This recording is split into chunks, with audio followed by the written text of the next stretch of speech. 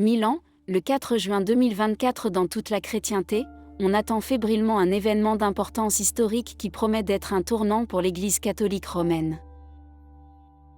Nous parlons de la canonisation tant attendue du premier saint, millénaire, de l'histoire. Bienvenue dans le « monde de la foi », où nous explorerons ensemble le monde fascinant des miracles et des prophéties divines. Surnommé le « cybermillénial », pour sa passion précoce pour l'informatique et la manière dont il a su la fusionner avec la foi, Carlo Acuti est né à Londres le 3 mai 1991 de parents milanais et a grandi à l'intérieur de la capitale milanaise. Dès son plus jeune âge, il montra une propension exceptionnelle pour la vie spirituelle, assistant quotidiennement à la Sainte Messe et passant de longues heures en prière devant le Saint-Sacrement. Pour le jeune Carlo, l'Eucharistie représentait une véritable « route vers le ciel », une expérience mystique intense qui allait bien au-delà d'un simple acte d'observance religieuse. Le talent informatique d'Acuti a explosé lorsque, adolescent, il a créé une exposition multimédia virtuelle consacrée aux « miracles eucharistiques » survenus tout au long des siècles de l'histoire chrétienne. Une initiative prophétique pour l'époque et anticipant la vocation sociale de la foi catholique au XXIe siècle. L'histoire de Carlo Acuti a été tragiquement teintée de douleur lorsque, à seulement 15 ans, le jeune homme a été atteint d'une forme de leucémie particulièrement agressive qui a provoqué sa mort en quelques semaines, le 12 octobre 2006, à l'hôpital de Monza. Une mort prématurée qui a accru de façon exponentielle son aura de sainteté déjà extraordinaire aux yeux des fidèles. Son corps repose désormais dans le suggestif sanctuaire du pillage d'Assise, devenu la destination d'un pèlerinage incessant venant de tous les coins de la planète. Après sa mort, les témoignages se multiplièrent partout sur de supposés épisodes miraculeux attribués à l'intercession du jeune Carlo. Avant de continuer, abonnez-vous à notre chaîne et laissez un like. Assurez-vous de ne rien manquer, car nous avons une question importante à partager avec vous. Selon des sources accréditées par le Saint-Siège, 2 de ces événements inexplicables pour la science répondaient déjà aux critères rigoureux établis pour la reconnaissance officielle des miracles liés à sa figure. Le premier fait référence au cas d'un garçon brésilien qui souffrait d'une pathologie pancréatique très rare et mortelle, guéri instantanément, complètement et définitivement en octobre 2013, après que sa famille ait commencé à invoquer dévotement l'intercession de Carlo Acuti. Un événement prodigieux qui a représenté une étape fondamentale sur le chemin qui a conduit, quelques années plus tard, à sa béatification.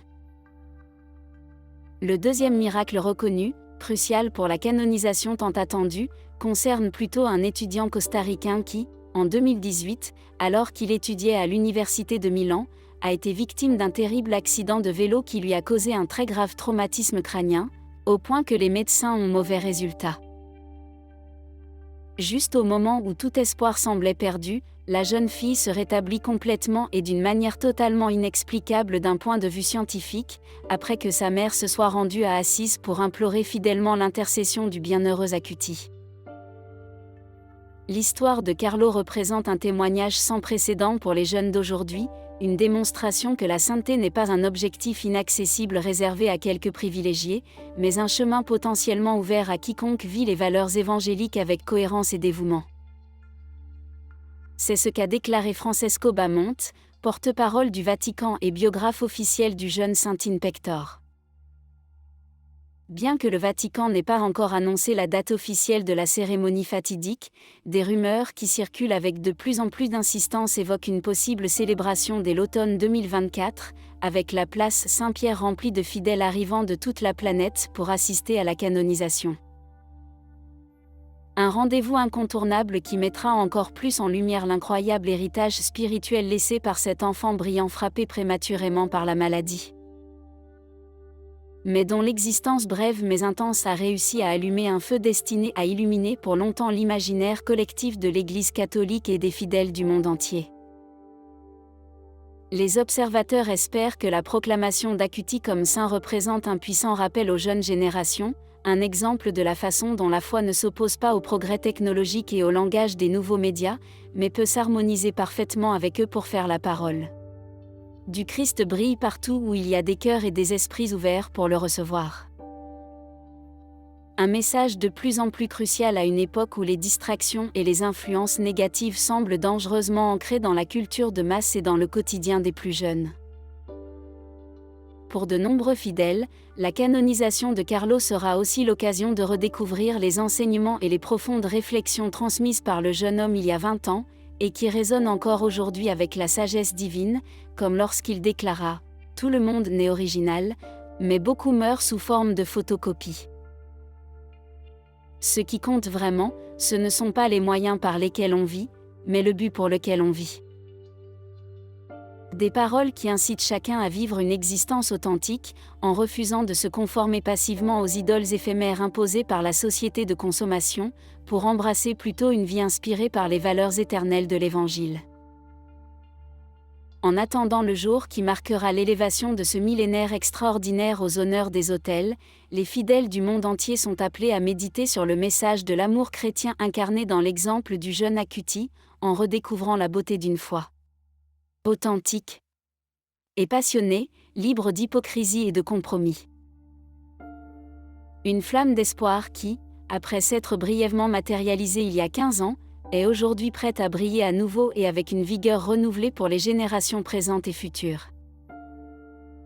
Saviez-vous que la prière est le meilleur outil dont nous disposons ? C'est précisément pour cette raison que je veux vous inviter à prier avec moi. Fermons les yeux ensemble et disons ensemble. Notre Père, qui es aux cieux, que ton nom soit sanctifié. Que ton royaume vienne, que ta volonté soit faite, sur terre comme au ciel. Donnez-nous aujourd'hui notre pain quotidien, pardonne-nous nos dettes comme nous pardonnons à nos débiteurs. Et ne nous soumets pas à la tentation, mais délivre-nous du mal. Amen. Je vous salue, Reine, Mère de miséricorde, la vie, la douceur et notre espoir, bonjour. Nous nous tournons vers vous, enfants d'Ève bannis, vers toi nous soupirons, gémissons et pleurons dans cette vallée de larmes. Venez, notre avocat, tournez vers nous vos yeux miséricordieux. Et montre-nous, après cet exil, Jésus, le fruit béni de ton sein. Ô clément, ô pieux, ô douce Vierge Marie. Amen. Et vous, que pensez-vous de cette incroyable histoire ? Écrivez votre réponse dans les commentaires. J'ai hâte de lire votre avis. Si vous êtes arrivé jusqu'ici, cela signifie que vous aimez notre contenu. Pourquoi ne pas nous aider à grandir encore plus en vous abonnant à la chaîne ? Et si vous avez aimé cette vidéo, n'oubliez pas de nous laisser un joli like. C'est la meilleure façon de nous faire savoir que vous aimez notre contenu et que vous souhaitez en voir plus. Rendez-vous dans la prochaine vidéo.